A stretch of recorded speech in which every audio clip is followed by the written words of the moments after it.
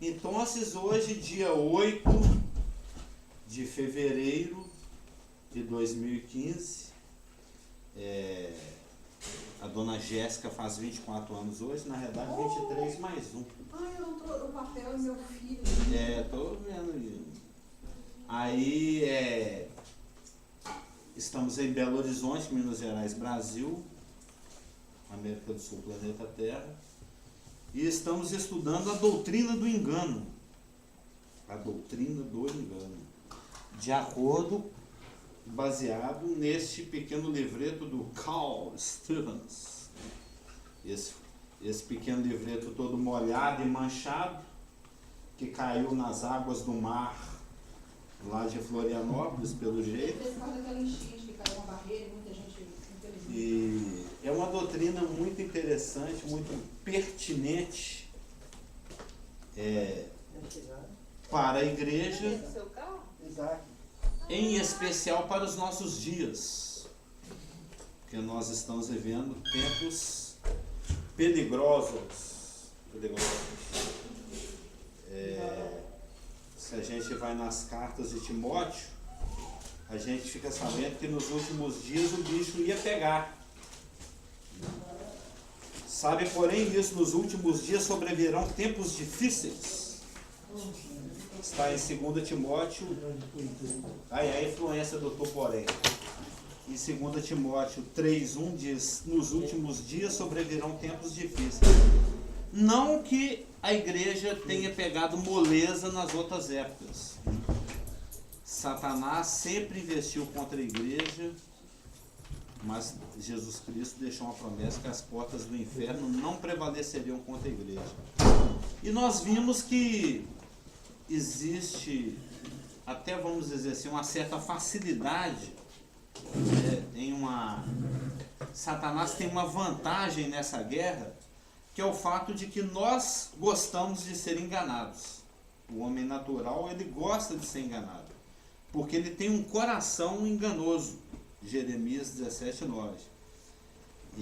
Deus advertiu em Deuteronômio 11:16 para a gente tomar conta do nosso coração, isso também em Provérbios, porque ele tem uma tendência ao engano. E Satanás aproveita dessa tendência natural do homem e investe contra o ser humano, contra o homem. Nós vimos que existem níveis, né? Há um nível geral, humanidade, ele tem um sistema de engano, de manutenção. Para isso ele já montou todo um sistema, um cosmos, que é a palavra no grego. Ele já tem um sistema funcionando para manter todo mundo na morte, todo mundo na cegueira, todo mundo na escuridão, todo mundo nas trevas, todo mundo andando nas suas próprias concupiscências, para depois desembocar no inferno.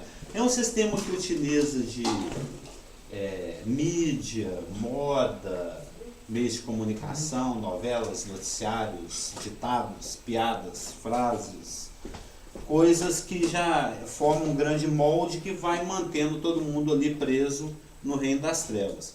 No caso do nascido de novo, aí a coisa já complica para o lado dele, porque o nascido de novo ele é liberto pela verdade. Ele é habitado pelo Espírito Santo. E quanto mais essa pessoa, esse nascido de novo, ele se sintoniza com o Espírito Santo, ele permite que o Espírito Santo, pela iluminação da palavra, reproduza a Jesus Cristo na vida dele, mais difícil de enganar essa pessoa se torna. Porque a forma que o Espírito Santo trabalha nas nossas vidas sempre é através da palavra. Lá em João 16 fala que ele me glorificará. O único papel do Espírito Santo é apontar para a pessoa de Jesus Cristo e reproduzir em nós a pessoa de Jesus Cristo. Eu estava até lendo outro dia, acho que foi até hoje, naquele devocional, acho que é do Chambers, né? É Chambers, o Tudo para Ele? Que a tradução em português é péssima, é meu melhor para ele. Nossa, é horrível, né? O meu melhor para ele é um lixo. Mas no inglês deve ter um título melhor do que esse. Como é que é o título em inglês? All for him?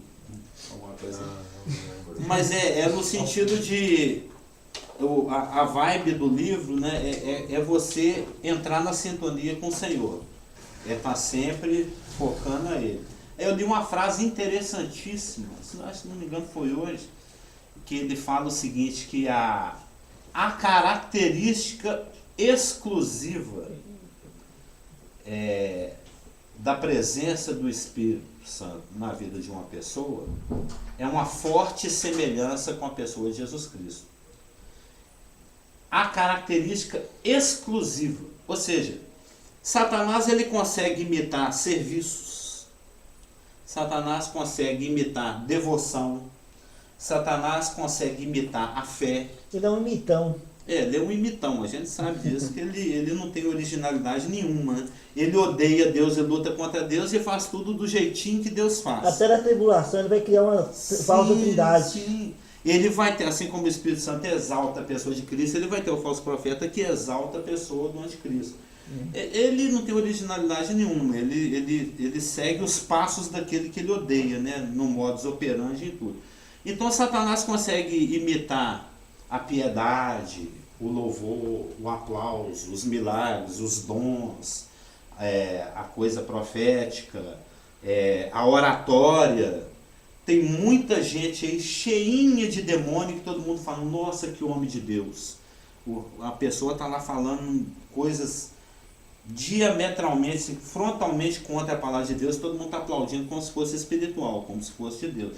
Porque ele consegue imitar o discurso, ele consegue imitar a eloquência, ele consegue imitar a eximidade do manejo da palavra, segundo a mente natural, ele consegue imitar até o amor. Nós descobrimos isso recentemente, não foi, pastor Geraldo? Uhum. Ele consegue imitar até o amor, porque Caim amava o seu irmão a ponto de matá-lo, né? E aqui em Minas nós temos alguns maridos que matam as suas esposas também por amor, né? Lembra da Leila Diniz, por exemplo? Não sei, tem alguém aqui da minha idade para lembrar da Leila Diniz? Mas se tem uma coisa que ele não imita, porque não é do interesse dele, é a reprodução do caráter da pessoa de Jesus Cristo. Então essa é a única coisa realmente exclusiva para determinar a presença do Espírito Santo na vida de uma pessoa, é que ele reproduz a pessoa de Jesus Cristo.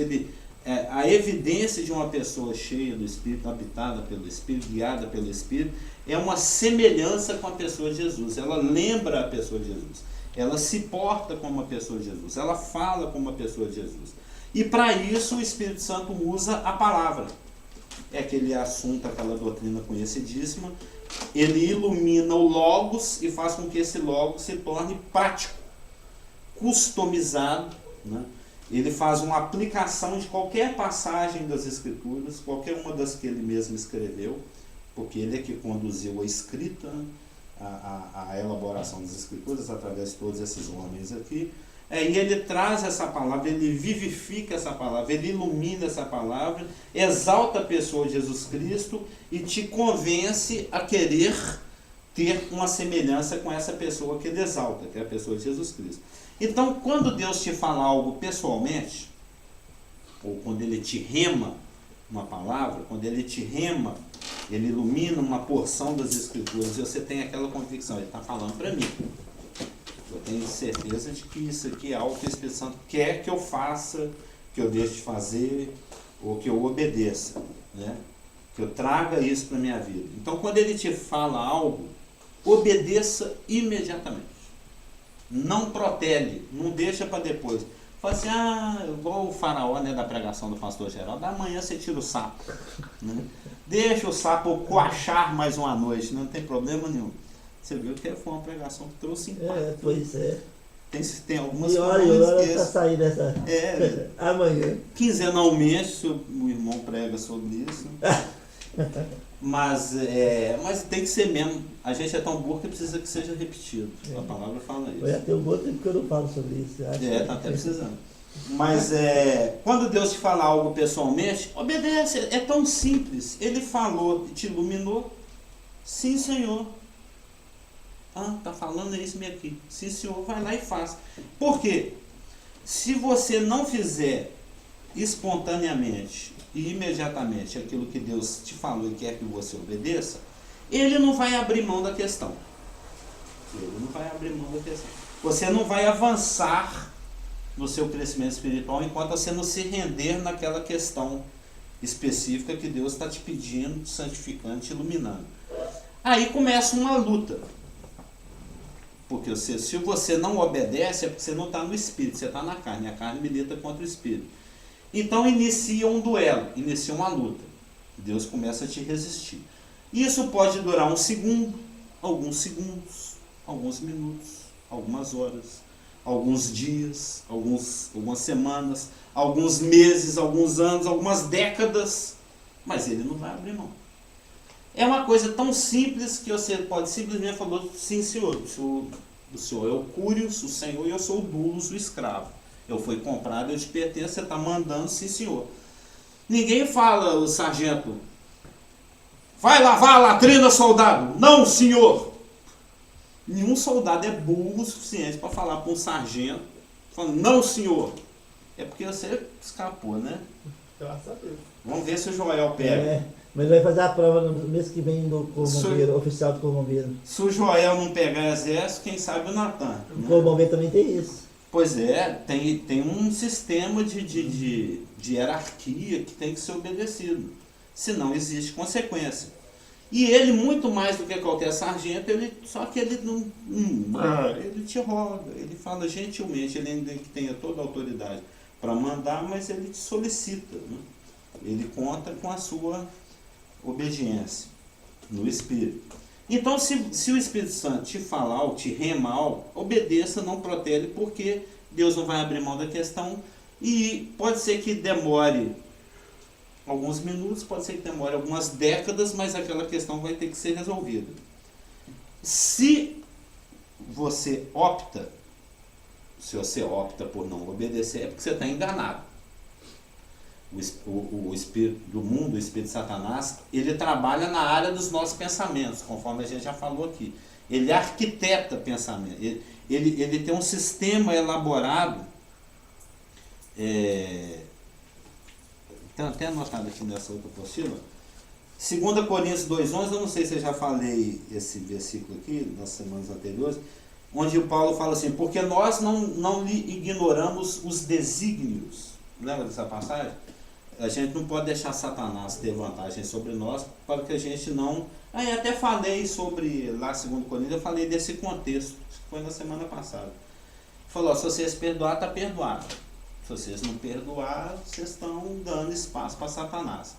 E não é bom dar espaço para Satanás, porque nós não lhe ignoramos os desígnios. E a palavra desígnio no grego, ele tem aquele sentido de te conduzir em extensão, direção e conteúdo para realizar algo que o satisfaça e te coloque em desvantagem. Como a gente já falou, ele trabalha full time jogando pensamento na nossa mente natural, que já tem a tendência de receber esse tipo de sugestão full timecamente. Ele te bombardeia intensamente e continuamente. Então, é para uma questão de proteção de nós mesmos, é que nós deveríamos estar, também falando isso aqui na semana passada, focado na pessoa de Jesus Cristo, deixando que o Espírito Santo conduza o seu olhar para a pessoa de Jesus Cristo. E ele faz isso através da palavra, que a palavra o revela, são elas que testificam de mim. O Espírito da profecia é o testemunho de Jesus. Então, quando nós falamos um não para um rema de Deus, é porque a gente já está no processo de engano. Satanás já conseguiu chamar a sua atenção para alguma coisa que não era para você estar olhando sem ser para Jesus. A serpente lá fala: interessante o fruto ali, não é que é mesmo? Se ele conseguir captar a sua atenção, o seu olhar para algo que te desfoque de Jesus Cristo, e o Espírito Santo sempre vai querer te conduzir a olhar para Jesus Cristo, ele já conseguiu sua atenção, já se iniciou um processo de engano. É por causa disso que a gente fala não. O Espírito Santo fala: filho, tal coisa. Você fala: não vou querer não. Ou vamos deixar isso para depois. É sinal que você está olhando para você mesmo. Tem algum motivo egocêntrico, que te conduz a falar aquele não, ou aquele espero, ou aquele talvez, ou aquele vou pensar no assunto. E quando você fala esse não para Deus, aí inicia um processo. É isso que nós vamos ver aqui agora. Como é que esse processo de engano e de desvio funciona? Como é que... Porque na hora que você fala um não para Deus, na hora que você fala um talvez para Deus, na hora que você fala um não sei para Deus, imediatamente você já está na esfera de Satanás. Isso lá o Elias definiu bem. Ou é Baal ou é o Senhor. Não existe um meio fio para você ficar andando com um pé em cima e um pé embaixo. A sua decisão define. Eu vou estar na esfera do Espírito, que me leva à semelhança de Cristo. Eu vou estar na esfera de Satanás, que me coloca na semelhança de Satanás. Ou eu vou andar numa direção ou em outra. E quando eu opto para andar no engano, por um não, um talvez, um espero, um depois, um não sei, um processo se inicia. Um processo que começa de uma coisa suave, mais perigosa, até uma coisa mais profunda, que lá em Apocalipse as escrituras chamam de profundezas de Satanás. Ele quer te levar o mais profundo possível. Foi até uma frase aí que o pastor destacou aqui da apostilinha do Stevens. Ele quer te levar para uma viagem de destruição, não foi? Eu até acrescento que essa viagem é profundo. É, pro buraco. É pro buraco, é mergulhando, é lá para as regiões abissais. Daqui a pouco você vai começar a ver aqueles peixes com lanterninha na cabeça, que são lindos, né? Já viu? Os peixes abissais. Acho que é o pastor Cliff que gosta. Então, em Jeremias 9,6, diz: vivem no meio da falsidade. Pela falsidade recusam conhecer-me, diz o Senhor. A palavra falsidade aqui é a mesma palavra para engano, né? Então, recusar-se a conhecer o Senhor é escolher viver no engano. Vivem no meio do engano ou da falsidade, e pelo engano e pela falsidade recusam conhecer-me, diz o Senhor. Se recusa a conhecer. Fala, não, eu sei o que a palavra fala, mas eu tenho outra opinião. Então você já escolheu. Você não escolheu conscientemente, eu quero viver no engano, na mentira e na destruição. Mas na hora que você fala, não, Espírito Santo, não é bem isso que eu penso, não é isso bem que eu quero, automaticamente você já entrou no campo do engano. Aí a coisa vai começar a desenrolar. Você já está na esfera do engano. O que vai acontecer agora? Em 2 Tessalonicenses 2, de 9 a 12, é o texto temoso, né? Vamos dizer lá, diz o seguinte: ora, o aparecimento do iníquo, está falando do anticristo, é segundo a eficácia de Satanás, com todo o poder e sinais e prodígios da mentira. Isso é lá na tribulação. Nós estamos extraindo só o princípio aqui, né? E com todo engano de injustiça aos que perecem. É aqui que eu quero. Porque não acolheram o amor da verdade para serem salvos. É por esse motivo, pois, que Deus lhes manda a operação do erro, para darem crédito à mentira, a fim de serem julgados todos quantos não deram crédito à verdade. Antes, pelo contrário, deleitaram-se com a injustiça. Então, quando você escolhe viver no engano, não porque Deus quer, não porque Ele é mau, não porque Ele é sádico, não porque Ele está falando, você está de mal de mim também, eu vou te ferrar, eu vou avacalhar com a sua vida. Não é, é uma consequência natural. É uma consequência natural. Você falou, olha, eu não quero acolher o amor da verdade. Você entrou na área do engano. É o caso da humanidade inteirinha, que vem se recusando a ouvir Deus e vai sofrer as consequências representadas pela geração tribulacional. A geração tribulacional vai pagar o pato pela história da humanidade inteirinha, porque existe o princípio da representatividade. Adão, como cabeça da raça, ele nos representava.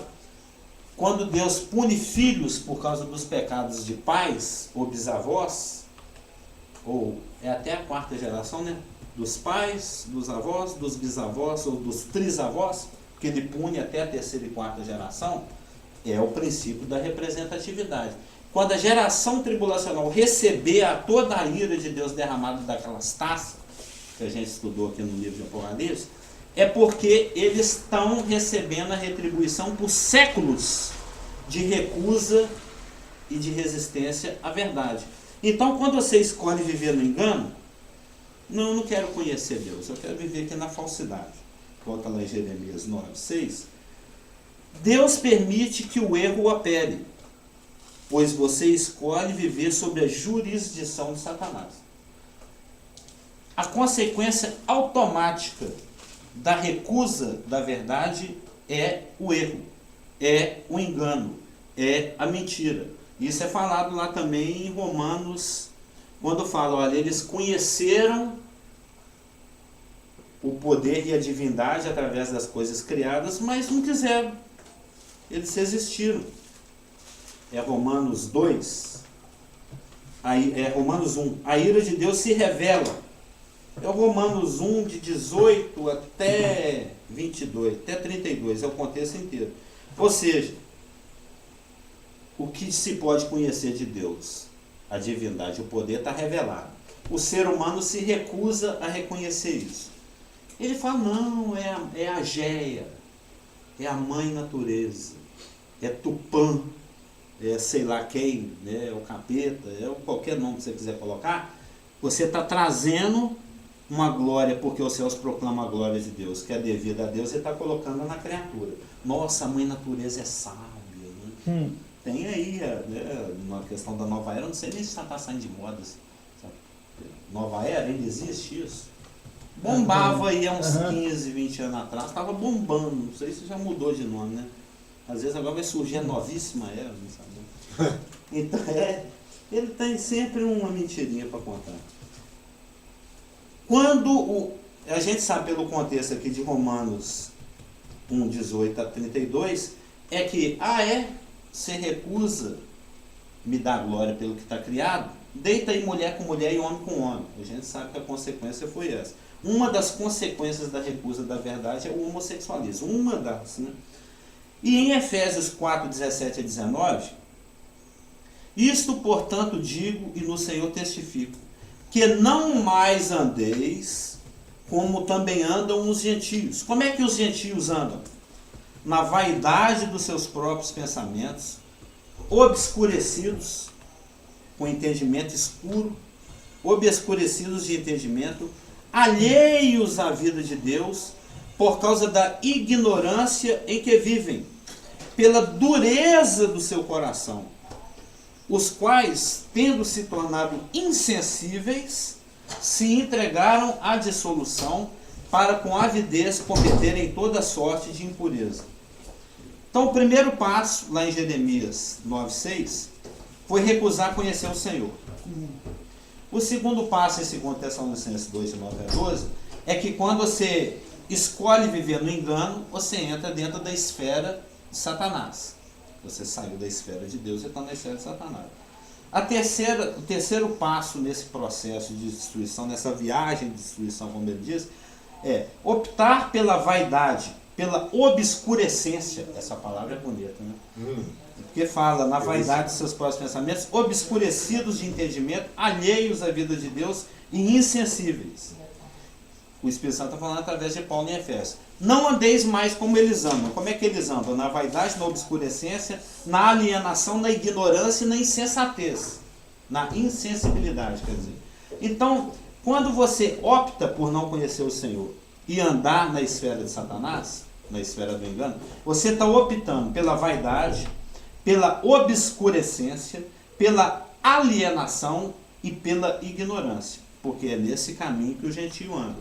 E é nesse caminho que o Espírito Santo, através de Paulo lá em Efésios, está falando, não anda mais nessa. Isso é burrice. Você vai andar nessa para quê? 1 Timóteo 4:2. Pela hipocrisia... E a parte final é para cometerem toda sorte de impureza, lá no final de Efésios 4:19, ou seja, por fim, a consequência é depravação moral. Isso é óbvio, né? Pergunta para qualquer assembleano desviado aí que Tá. Quando o nascer de 90 nesse processo de engano, Satanás tenta, porque ele morre de raiva e de inveja, de ver que a gente é santo, inculpável e irrepreensível, porque isso é o que nós herdamos com a obra consumada, isso é a nossa posição. Nós estudamos aqui posição e condição. Então ele, assim, só de avacalhação, ele quer que aquele que é chamado de santo, inculpável e irrepreensível fique o mais sujo possível, que a condição dele seja a mais divergente possível da posição que já é estabelecida em Cristo. Ele tem prazer de enlamear o santo, isso é o passatempo favorito dele. Então, depois de optar pela vaidade, obscurecência, alienação, ignorância e insensibilidade, você vai acabar descambando, desaguando lá na depravação moral. Efésios 4,19. 1 Timóteo 4,2. Pela hipocrisia de homens que falam mentiras, tendo cauterizada a própria consciência. Salmo 42,7. Um abismo chama outro abismo. Ao ruído das tuas catadupas, todas as tuas ondas e todas as tuas vagas têm passado sobre mim. Eu até coloquei, todo mundo, acho que eu mandei essa apostila para todo mundo. Eu até coloquei aqui que é um salmo hídrico. É um salmo, está falando muito de água, né? O que ele está falando é que quando você não se recusa a conhecer o Senhor, como consequência você entra na esfera de Satanás. E como consequência você acaba caindo na vaidade, obscurecência, alienação, ignorância, insensibilidade e depravação moral, a coisa só tende a piorar. Um abismo vai só chamar outro abismo. A gente sempre acha que existem pecados mais perigosos, e pecados que não afetam. Eu estou com a palavra perigoso, toda vez que eu falo perigoso, eu lembro do espanhol, não sei porquê. Acho que é peligroso, não é uma coisa assim. A gente sempre acha que vai ficar por ali mesmo. Não, eu vou pecar sob controle. Né? Eu já pratiquei isso. Né? Eu vou pecar só até onde me é prazeroso e conveniente, mas também não vou tão assim lá longe, porque eu sei que eu vou tomar cocão de Deus. Então eu vou manter o meu desvio sob controle. Né? Eu vou manter o meu pecado sob controle, porque afinal quem manda aqui sou eu, mas não é. Quando você está lá, quem está mandando é Satanás. E o que a palavra fala é que uma vez que você pisou na lama, o próximo passo é no cocô, o próximo passo é sei lá onde, né? O trem vai afundar. A coisa vai feder cada vez mais. A coisa vai aprofundar.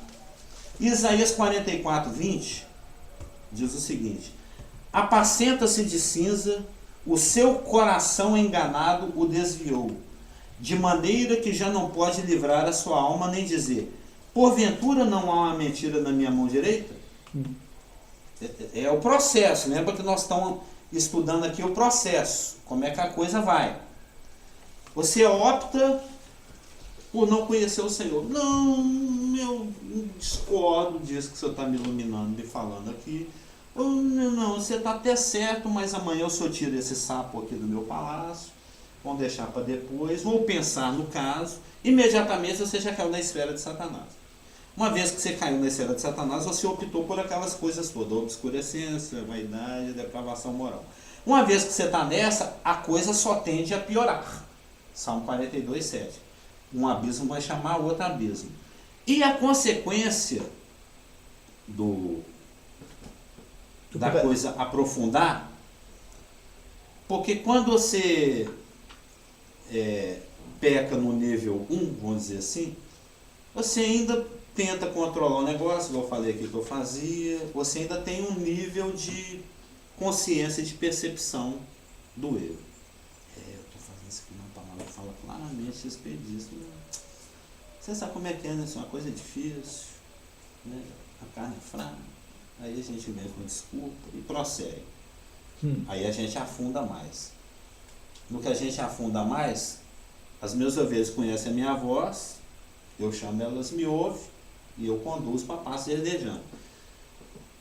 Aí eu atolo mais um pouquinho, aí o Senhor já fala mais lá de longe, ô filho, volta pra cá. É o Davi com Betseba. Eu ouvi aí um zum zum, alguém parece que me chamou. Mas vamos afundar mais no pecado um pouquinho. Aí a voz já fica mais longe. Você está afundando aí. Se você continuar, você vai levar tiro. Lá para a quarta ou quinta atolada, né, o quarto ou quinto abismo, você já não escuta mais nada. Você já fala igual está aqui em Isaías 44:20. Mas será que tem mentira aqui? Não estou vendo mentira nenhuma. Não tem mentira na minha mão direita, não. Ou seja, o que o Isaías 44:20 está falando é que você já passa a não ter mais consciência de aonde você está entrando. O trem já está tão escuro, tão fedorento, que você já não tem sensibilidade para perceber para onde é que você está sendo conduzido. É o que o irmão aqui chamou de viagem da destruição. Então, quando se escolhe o engano, a mente cauteriza, é o que a palavra chama de mente cauterizada, ou consciência, e a fé naufraga. Só uma consciência tranquila e purificada pela palavra pode guardar a fé. 1 Timóteo 3,9. Guardando o mistério da fé numa consciência pura. Só quando você está... Não é posicionalmente falando. Posicionalmente falando, você já está... Na posição de privilégio. Propiciado. Né? Você já está... A inimizade já foi desfeita, o muro de separação já caiu. É aquele livrinho do Al Lindsay. Como é que chama aquele livro mesmo? Liberte para Viver. Um livro fantástico. Fantástico. Já leu esse? Liberte para Viver? Do Al Lindsay? Onde tem um murinho aqui assim, tem um Deus de um lado e um Deus do outro. E ele vai mostrando as partes integrantes da obra consumada, a justificação. Você tem esse livro? Oi? Você tem esse livro? Eu não tenho porque eu doei para a comunidade, mas eu peguei um emprestado com o Clésia e xeroquei e ele tem o xerox. Ele é fantástico, esse livro é fantástico. Porque ele mostra o básico, é o basicão da soteriologia. Né? Mas ele está disponível na internet em PDF. Tá, eu já procurei. Está aqui, ó. É mesmo? Liberte para Viver. Opa, não. Howlings. Salva no favorito aí, por favor. Porque tem meses que eu procuro ele para colocar no Kindle e não acho. Eu e o Rafa, Eu né? achei. Eu também não. E ele achou assim de primeira, né? É aquele lance, não sabia que era impossível, foi lá e fez. Né? Então, 1 Timóteo 3,9 está falando que só uma consciência. Eu estou falando de posição. Estou falando da nossa condição aqui de santificação diária e progressiva. Pura é que consegue guardar a fé. Então, quando você opta por falar, não quero conhecer o Senhor, você entra na esfera de Satanás. Você optou pela obscurecência, impureza, depravação moral, vaidade, aquela coisa toda. O abismo vai chamar no outro. Aí você já não tem noção da mentira e do engano. Aí a consequência é que você vai ficar cauterizado. Eu até acho que foi nesse livro mesmo do Al Lindsay que eu li, a respeito dessa questão da cauterização.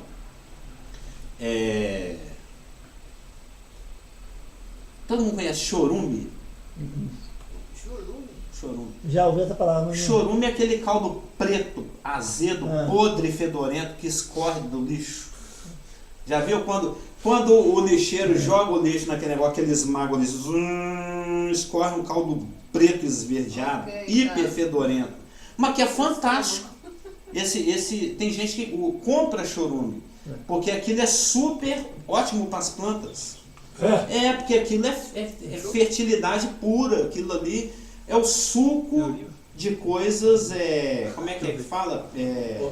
Orgânico, tem um lixo orgânico, é o suco do lixo orgânico. Né? Espremeu ali o resto de comer, putrefato, maravilhoso e fantástico para as plantas. Né? As melhores couves são aquelas que você colhe no cemitério. Né? Os melhores guacos são os plantados. Nossa, ele e eu ali colhemos guacos fantásticos e maravilhosos em cima da lixeira lá do conjunto que ele mora. Como é que chama? Pronto? Guaco. É um que eu já ensinei para todo mundo milhões de vezes. Mas o chá que você me deu aquela vez era de lá? Não. já vi. Mas eu e o Rafa não temos preconceito, a gente pega do chorume. O chorume, o chorume é esse caldo preto, podre e fedorento. Ele realmente, ele é assim, quem tem estômago fraco vomita na hora, né? Eu acho que é o Lindsay que fala sobre isso. Você não consegue se alimentar ao lado de um lugar fedorento, chorumelento desse. O lixeiro, velho, ele comendo o hambúrguer dele, ele vai jogando lixo ali no caminhão e correndo, correndo atrás, o lixo espremendo e ele já, o nariz dele não sente aquele cheiro mais não, já acostumou. Ou seja, ele já dessensibilizou. Ele não tem mais sensibilidade para aquele fedor. Ele se alimenta na boa, né? Carregando lixo e comendo sanduíche. E o chorume esguichando, né? Respingando na massa. Acho que vocês vão parar por aqui. Já deu pra entender. Então, isso é o caldo. É o caldo. As folhas Não vai ficar põe no saquinho e leva pra Eu tô forçando, como diz a Helene, é para os irmãos terem ideia do que é a insensibilização. Já está insensibilizado. Já caiu a ficha. Então, quando você escolhe engano, você entra nesse processo de dessensibilização. A sua mente cauteriza e a sua fé naufraga. 1 Timóteo 1,19, para ilustrar esse ponto que foi falado, conservando, ele está falando a Timóteo, conserva a fé e a boa consciência, a qual alguns rejeitando fizeram naufrágio na fé.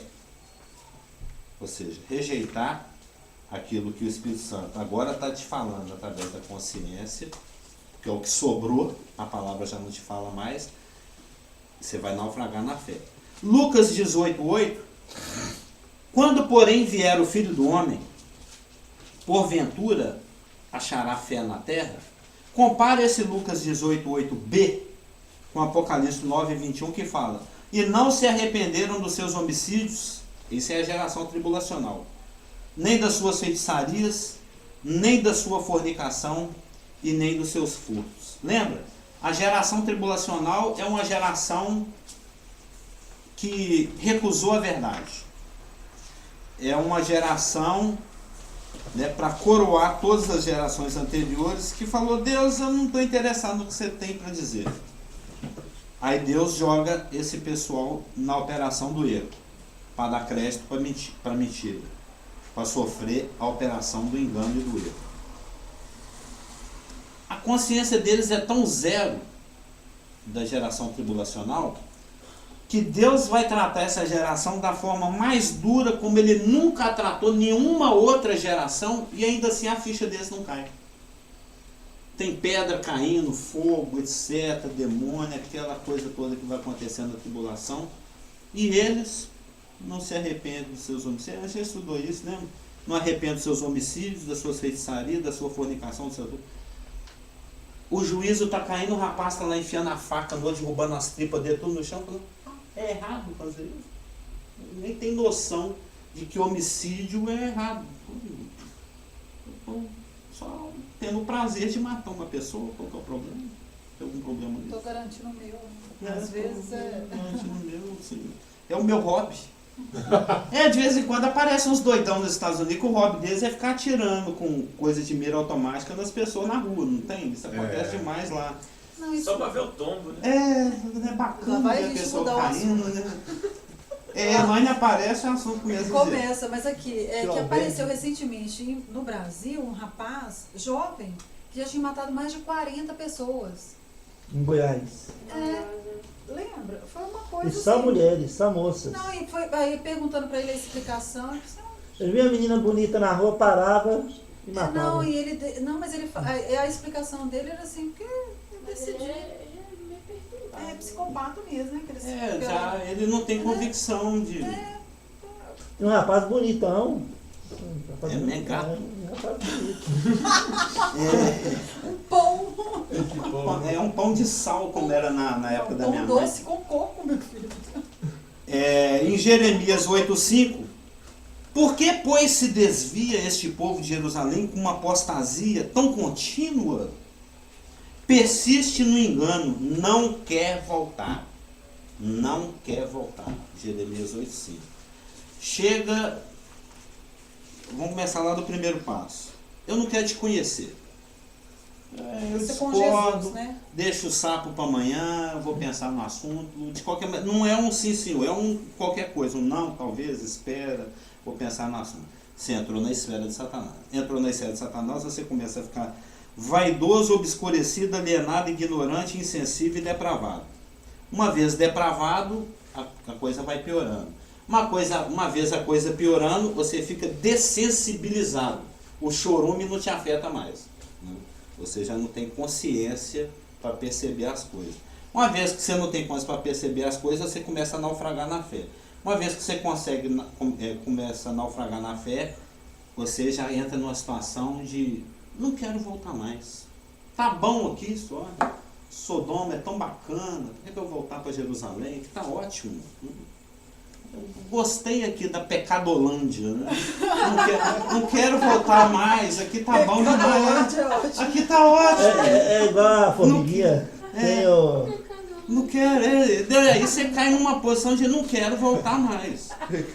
Acho que eu não sei se é porque eu sou um cara muito experimentado, né? Mas todo mundo aqui já passou por isso, já não?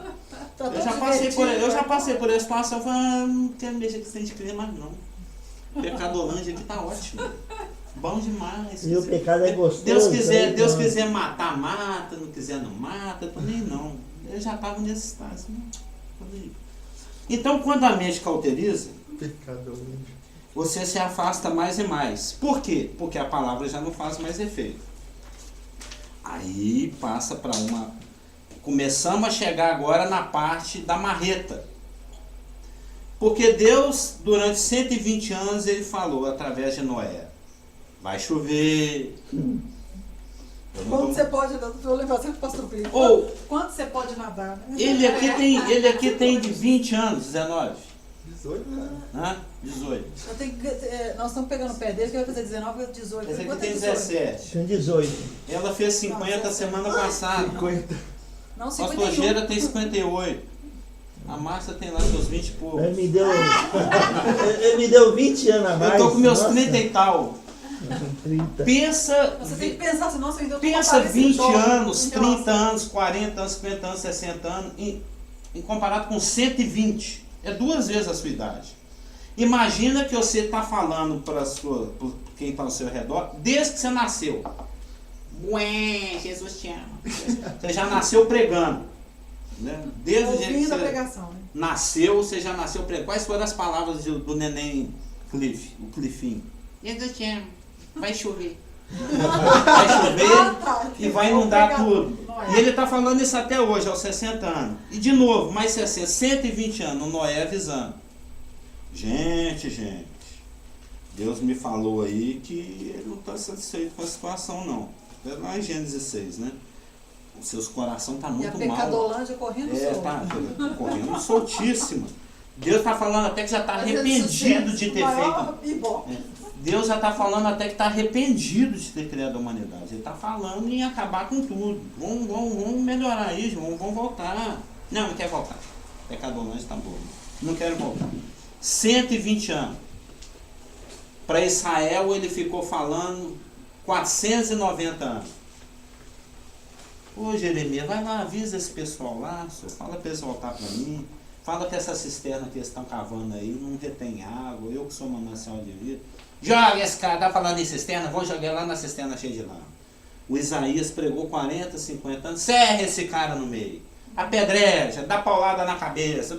Deus foi mandando um monte de gente para avisar durante 490 anos. Israel, volta. Não quis. Ah, é? Nabucodonosor, meu servo, faz favor, vai lá, arrebenta tudo, rasga as grávidas, mata os velhos, dá paulada nas crianças, destrói o templo, leva as canecas lá para sua casa. Arrebenta tudo. Mas foi o que aconteceu. Põe fogo no templo. Eles, o judeu, assim como nós, ele pensava o seguinte, em algum sentido, a gente pensa assim também, mas Deus também não é tão doido assim de esparramar essa igreja ou destruir esse templo. Vai brincando para você ver, se precisar, ele queima a Bíblia, se precisar ele mata a humanidade inteira com ele, não tem limite, ele é soberano, ele é Senhor. Então, a gente às vezes na nossa religiosidade pensa, não, mas também Deus não vai fazer isso. Faz, se precisar, ele faz. Se precisar, ele arrebenta essa igreja aqui, esparrama todo mundo. Ele fez isso com Jerusalém, permitiu que ali, foi de Esmirna, sofresse perseguição. Quando você precisa rachar uma igreja no meio, ele racha, já aconteceu nos Estados Unidos, eu já vi acontecer aqui no Brasil, acontece. Mas isso aí já é o último estágio. Depois de muito tempo falando, você optou por não conhecer o Senhor, você entrou nesse do engano, você entrou na situação de insensibilidade, obscurecência, vaidade e depravação. A depravação foi aprofundando, abismo, e isso cauterizou a sua consciência. Como consequência do cauterizar a consciência, a sua fé naufragou. Sem fé é impossível agradar a Deus. A palavra já não te fala mais. Quando a palavra já não te falar mais, esse aqui é o limite. Aí ele vai para o estágio final. A paulada.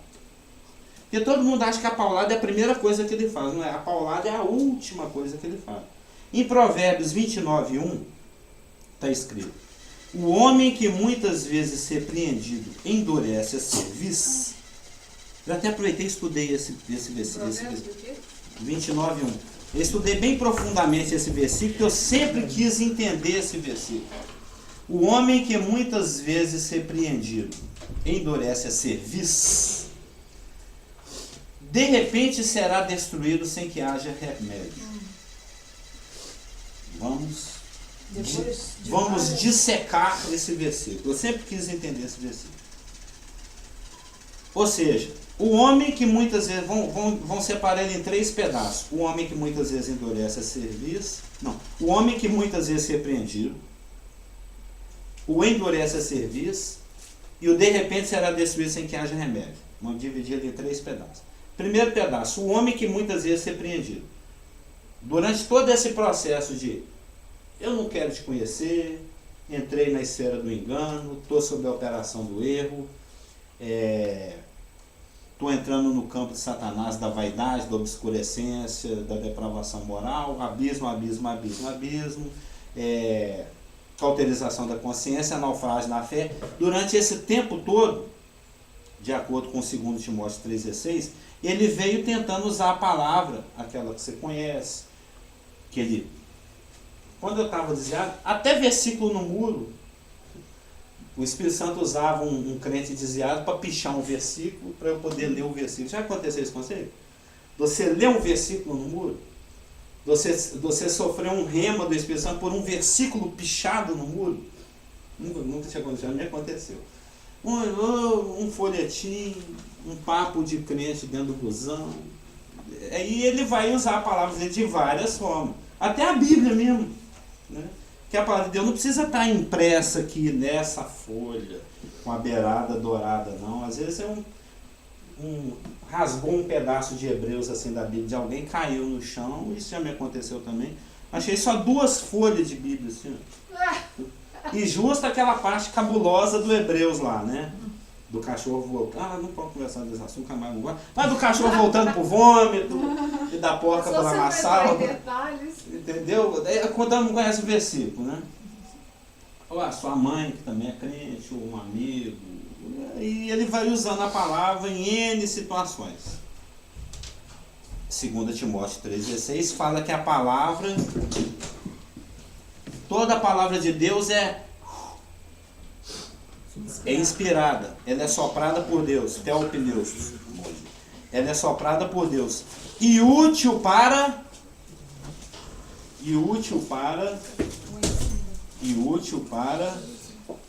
a repreensão. Toda a escritura é inspirada, é 2 Timóteo 3:16 e 17. Toda a escritura é inspirada por Deus e útil para 4 coisas: para ensino, para repreensão, para correção e para educação. Primeiro ela vem para te ensinar. Se você não escuta o ensino, aí ela fala assim, olha. Ela te chama a atenção, ela te repreende. Pode passar aí, não sou. Você já foi repreendido? Não pisa na grama? Você já pisou no cimento fresco assim, só de chato? Que aí o rapaz fala assim, ô... Mas não pisei forte assim. Ô, pisei não, senhor. Pra ver se tava mole. Senão suja o tênis. Né? Ou... Eu já pisei também. Só que eu fiz de propósito, eu queria deixar no pé. Se alguém que... Assinou, né? Se alguém vir, te repreende.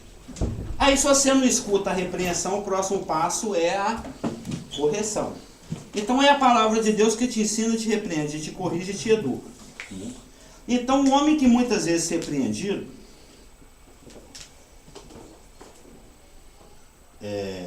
ou seja, de acordo com 2 Timóteo 3,16 que a gente já leu, é um homem que já passou pelo ensino, é um homem que já passou pela repreensão e é um homem que agora está no estágio da correção. No hebraico, literalmente, o homem que muitas vezes é repreendido é um homem de reprovações, um homem de argumentações, um homem que quando censurado retruca, um homem que quando censurado defende-se, um homem que quando censurado justifica-se. É isso que quer dizer no hebraico. O homem que muitas vezes é repreendido, esse homem é aquele homem falando, Deus, mas... Ele discute, ele retruca, você retrucando com Deus. Você discutir com Deus, não, você que está errado, é que essa palavra é sua aí, eu estou certo, eu estou aqui no pecado, eu estou iluminado pelo Satanás, eu sei o que eu estou fazendo, não? Não sabe de nada. É um homem que não aceita. A pior coisa que tem é filho que retruca. Na hora que o filho retruca com o pai, vocês são pais, isso aconteceu com vocês provavelmente, que já aconteceu comigo, acho que acontece comigo, você fica sem saber o que eu faço. Eu não posso descer a mão porque eu amo, mas eu preciso descer a mão porque a Bíblia manda eu descer a mão. E ao mesmo tempo ele é rebelde. Eu não queria que ele fosse rebelde, ele podia tanto ser docinho. Então, é uma situação complicada. O filho que retruca é complicado. Se você for homem, então você me faz fazer... Não, como é que eu faço aqui agora? Ele me desafiou como homem, como pai, como educador. Né? Você fica sem saber para que direção você vai. É essa situação que a gente coloca a Deus. Quando a gente retruca, argumenta, defende, não quer.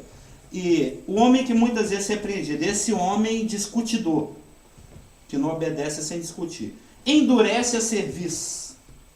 Endurece. Lembra da nossa linguagem agropastoril judaica, poética, linda, maravilhosa? Que a gente fala aqui toda quinta-feira.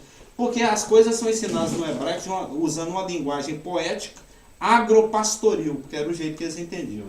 O endurece a cerviz no hebraico,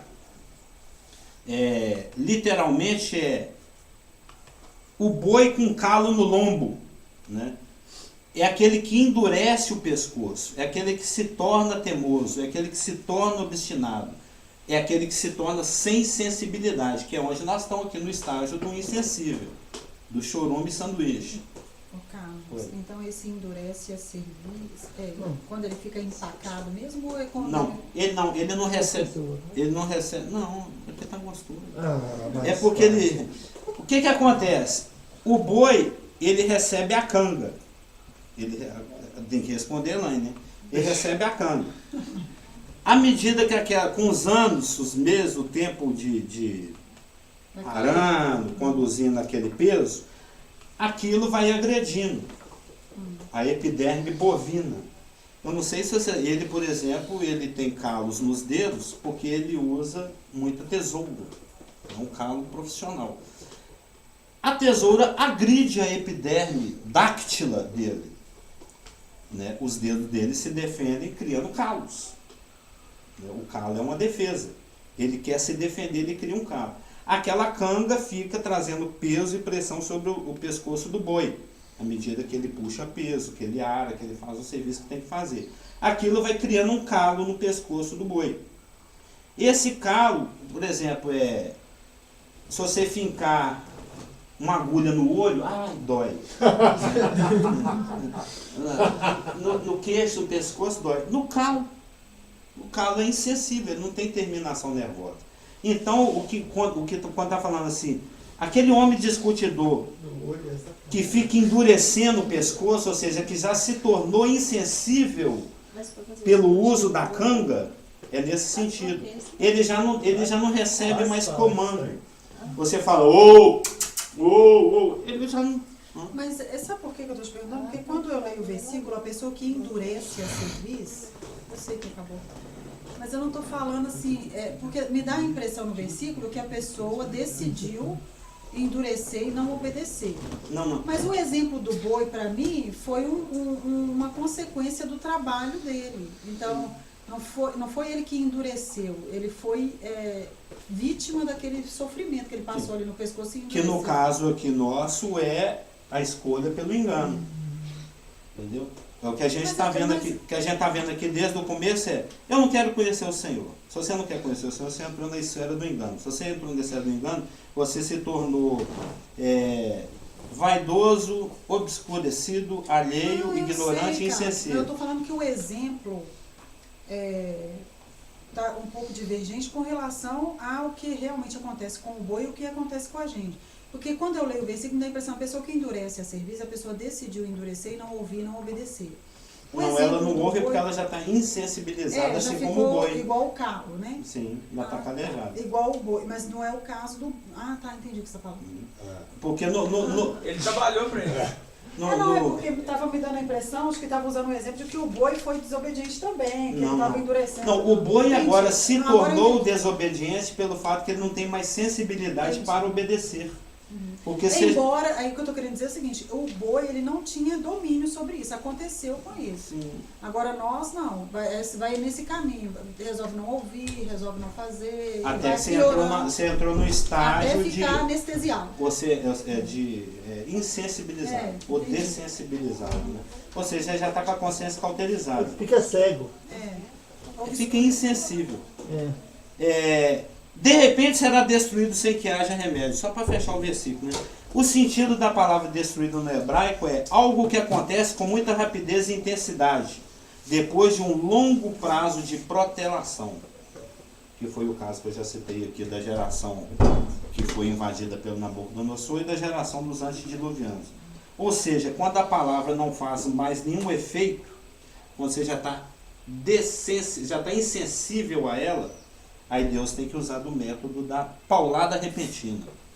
E sempre que essa paulada acontece, é papum. É coisa rápida. É algo que não leva muito tempo para acontecer. Já foram décadas de insensibilidade, de afastamento, de atolamento no abismo, a palavra já não faz mais efeito. Aí vem aquela paulada que é rapidinha, é sumária e é final. Aí você não quis ouvir mesmo, então se for não nascer de novo, como dizia o pastor Márcio, vem pra cá, filho. Lembra que ele falava assim? Ele está me causando muita vergonha, está me dando muito problema, vem pra casa. Pode acontecer. Isso é lá no final do caminho. Mas começa com um simples não. Filho, tal coisinha? Não. Pronto, já entrou no processo. O negócio é voltar para trás o mais rápido possível. Vamos orar?